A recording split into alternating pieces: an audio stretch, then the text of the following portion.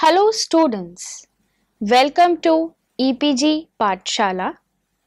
I am Dr. Ayushi Paliwal from University of Delhi. So students, today we are going to discuss about the module Atomic Force Microscope AFM from the paper Physics at Nanoscale.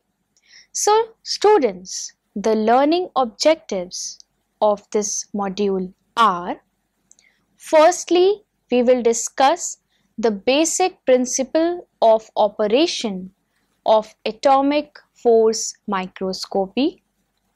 Second, the surface and sample preparation steps to be followed will be discussed. Thirdly, the different types of probe setup which will be utilized for the measurements. Fourthly, the advantages and disadvantages of various contact modes in the atomic force microscopy will be discussed. So let us start with the general introduction about the module. The atomic force microscopy is a surface analysis technique and it is used for determining or analyzing the surface topography, elasticity, friction, magnetic forces and electrostatic forces by determining the morphology of the surface of the sample. So let us discuss the general operation of AFM. So as you can see from the figure that there is a small probe which is scanned over the surface of the substrate. So data from interaction with the surface is stored for each point and the image is displayed as an intensity map, that is I as a function of x and y. So I is the parameter sensed by the probe. So for AFM, the height of the surface is sensed. For LFM, there is a friction, and for MFM, the magnetic fields are used. So this is the flow chart of the atomic force microscopy, where first we have the change of the surface properties along the scan line. Next, there is the interaction force between the probe and the sample. Next is the deflection of cantilever. Then we have the changes in the laser signal to the photosensitive position detector, which is then converted into an electrical signal. Next is there is a signal processing to generate an image. So there are various advantages of atomic force microscopy AFM. First is minimal to no surface preparation. Second is non-destructive imaging. Third, atmospheric conditions. And lastly, the sample is not required to be conductive. That is, it can be a polymer, ceramic, glass, metals, and even the biological samples can also be studied. So let us discuss the surface preparation, that is, the steps behind them. So it depends upon the sample generally. So first we have to clean the substrate. Second, the sample must be adhered to the surface of the substrate. That is, if we have a mica, glass, gold. Second, we can have HOPG, that is highly ordered pyrolytic graphite. Thirdly, we have to have the rigidity mount sample to the stage so that there are no vibrations. Now, if a contamination layer is present, we use a contact mode or the UHV. Now, let us discuss the resolution of AFM. So, there are two kinds of resolutions. Lateral resolution, which is around 30 nanometers, and vertical resolution around 0.1 nanometer. So, it is limited to the scan areas of 100 micrometer. So, for vertical resolution, we can have the lateral intensity noise, photodiodes noise, thermal noise of cantilever. Vertical scanner resolution is less than 1 angstrom, that is 0.1 nanometer, and the noise can be electrical, mechanical, and acoustic. Next, we have the lateral resolution, which depends upon the tip sharpness or the shape. Scanner resolution in X, Y. Next, we have the pixelization. For example, the image is of 50 micron to 50 micron. Next, the samples per line at the rate 512 with the pixel size 0.098 micron. So, all these specifications infers that they cannot resolve features smaller than 98 nanometers with 50 micron scan size. So, these two are the figures of the atomic force microscopy of gold nanoparticles in the range from 0 to 100 nanometers.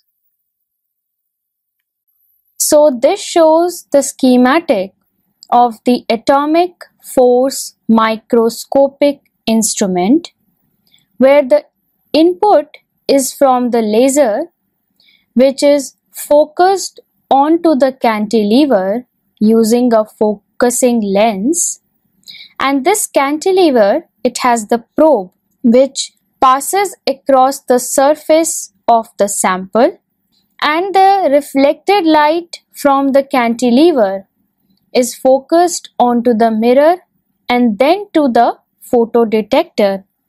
The signal from the photodetector passing through the multiplier, the differential amplifier, and then the integrator, which converts it into an electrical measurable signal, is passed or it is feedback into the output, that is CPU and the monitor, to measure the image of the sample's surface.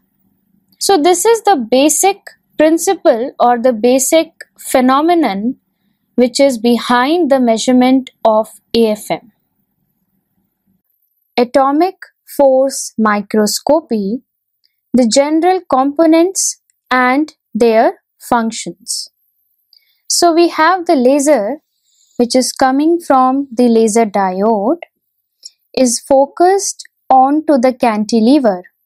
Cantilever is shown over here, which consists of a spring which deflects as a probe tip and scans the sample surface. And it is placed at an angle approximately around 10 degree to 15 degree with the sample surface.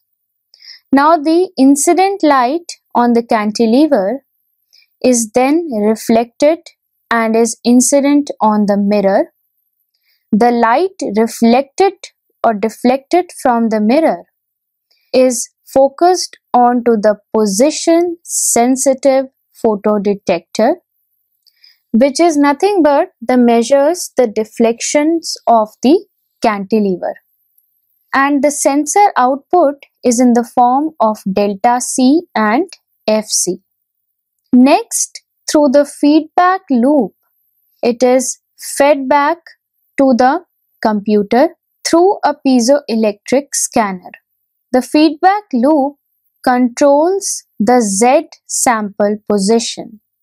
Now here the probe tip, which is shown over here, it senses the surface properties and causes the cantilever to deflect.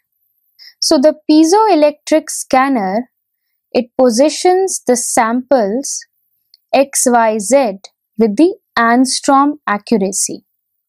Now in the computer, which shows us the output, it is a control system that performs data acquisition, display and analysis. Now these are the AFM images from millimeter to nanometer to angstrom for the carbon nanotubes, and these are the magnetic bits of a zip disk. The below figure shows the AFM imaging of the silicon surface taken at 77 Kelvin, and it is scanned in the non-contact mode. Now students, let us discuss the different probes which are used for AFM measurement. Now if we have a probe which can be silicon or Si3N4, only part that contacts the sample, like the eye of the instrument shape, is very critical, and even the resolution depends on it. As you can see from the graph, how does it average out the surface of the sample by changing its shape. Probe tip. Now these types of probe tip have been classified according to the shape. So if we have a conical probe, which is more preferable and has the higher resolution image. Second is a pyramidal probe, which can see distortion of image and has high radius of curvature. So if the probe tip is higher, then there will be no artifact seen in the image. Fat tip effect, that is, how the apparent width measured by the large tip. Now as shown in this figure, the W is the width, the apparent width, and this R tip is the radius of the circle which is traversed by the probe.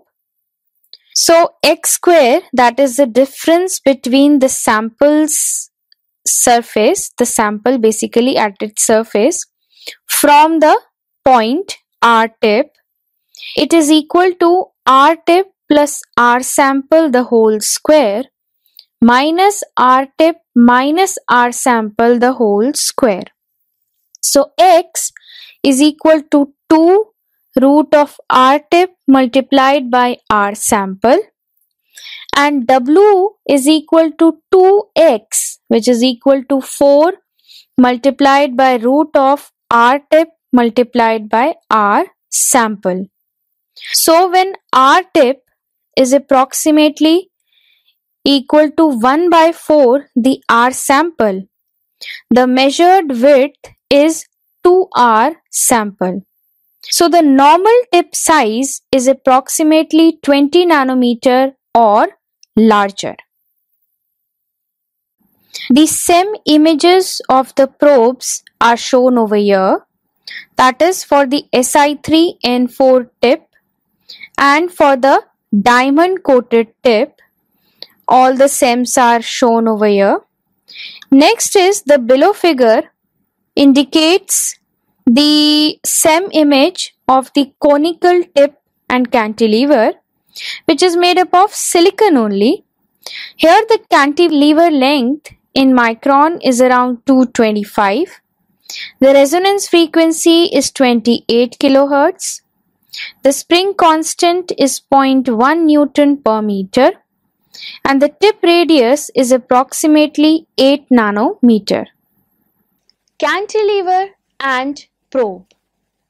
First of all, cantilever and probe uses a spring system or a force sensor which bends in the presence of attractive or repulsive forces. Cantilever deflection is converted to the force using Hooke's law.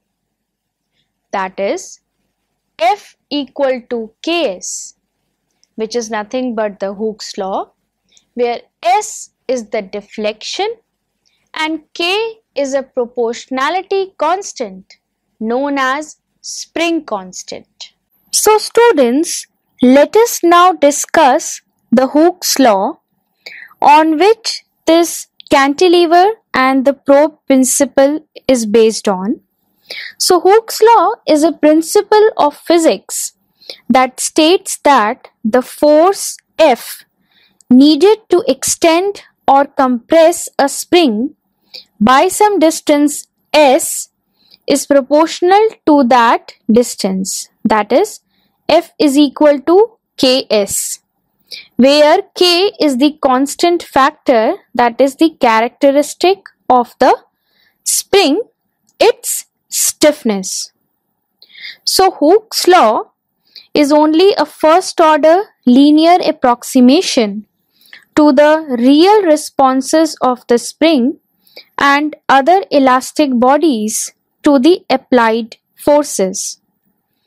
So here there are two types of forces. The first is the Fe force, which is the restorative force due to spring, which is in the downward direction shown by the blue arrow, and the next is the force due to the sample, that is shown by the red arrow, which is in the upward direction when we are compressing the spring. And in the case of stretching, the direction of these forces becomes opposite. Here S is the spring displacement from equilibrium. So let us now discuss more about the ideal spring system. So maximum deflection for a given force, spring as soft as possible, that is having small k.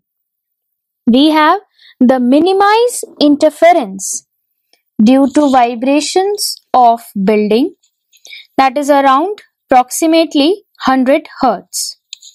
Stiff spring with high natural frequency F0.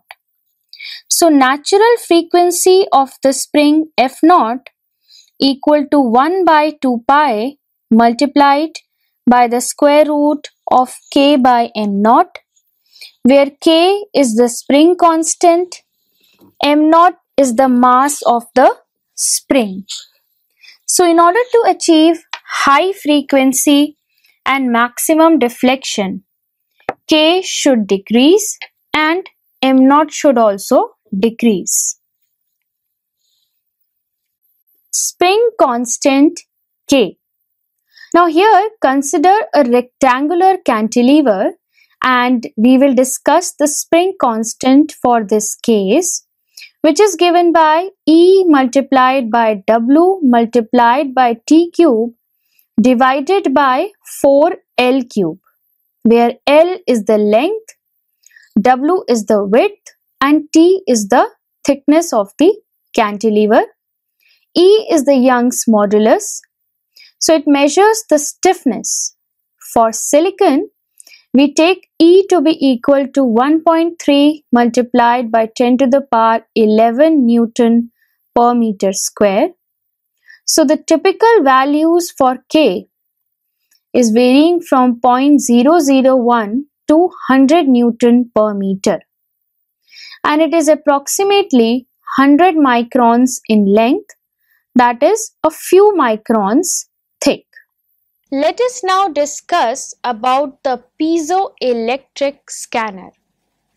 The piezoelectric scanner uses a piezoelectric material which may be typically PZT, which is nothing but lead zirconium titanate, that is PbZrTiO3.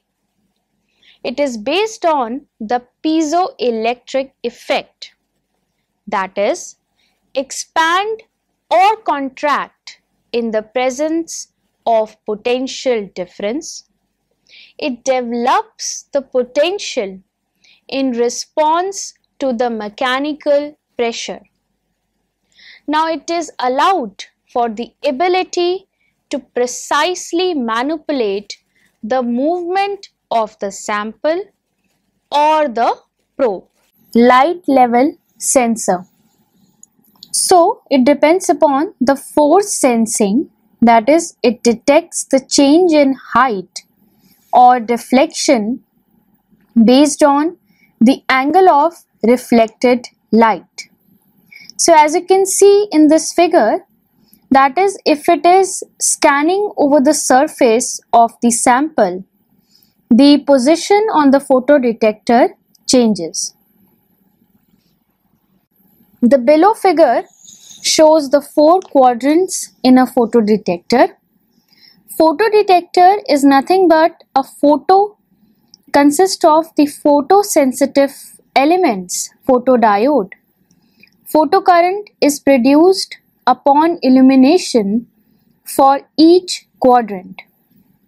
The ratio between the photocurrent from each quadrant determines the relative position of the laser beam. So any X position in this 4 quadrant photodetector is given by A plus D minus B plus C divided by A plus B plus CD.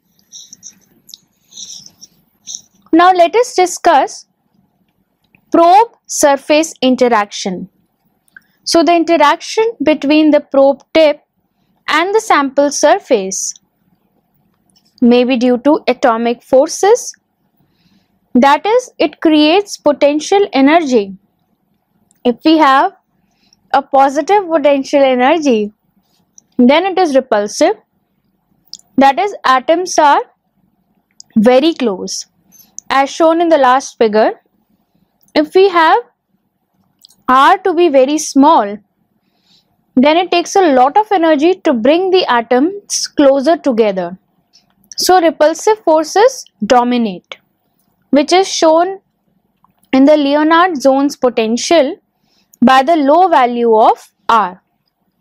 Now if we have the negative potential energy as shown in this figure, which indicates the attractive forces, that is van der Waals forces, here the atoms move further away, and attractive forces, the above figure shows it takes the minimal energy to bring the atoms closer together at a distance.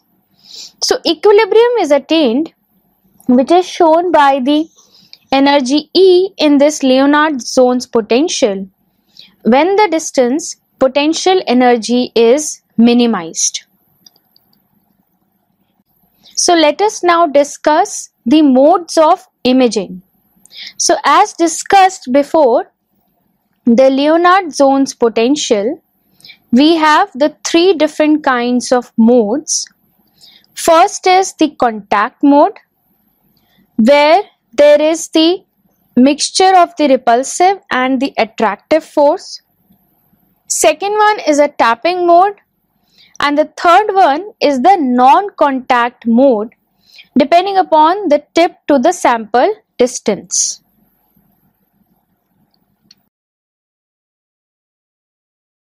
Let us now discuss the contact mode. Now here the tip is in very close contact with the surface, that is less than 0.5 nanometers, and repulsive forces dominates in this case. Cantilever bends, F is equal to Ks. S is the displacement of the cantilever, and the force varies dramatically based on the distance between the tip and the sample. So two types of contact mode occurs, which are the constant height and the constant force. Let us now discuss the another mode of AFM, that is a constant height contact mode. So in this case, we maintain a constant height of the sampler, that is, in this the variations of deflection of the lever are recorded as topography. So if deflection increases as the height of the sample increases, deflection decreases as the height of the sample decreases. So there is a one-to-one relationship between the two. Advantages of this mode are they have higher scanning speeds and high resolution. So let us now discuss the constant force contact mode. It maintains the constant force between the tip and the sample, and it regulates the height of the sample relative to the tip. Now in this case, a feedback loop is used, that is the photodetector and the piezoelectric scanner. They are in the feedback loop. Now here, if the height of the sample increases, force increases, lower height of the sample to maintain a constant force. So it has slower scan speeds. Advantages are can simultaneously measure other characteristics or forces. Let us now discuss the pros and the cons of contact mode.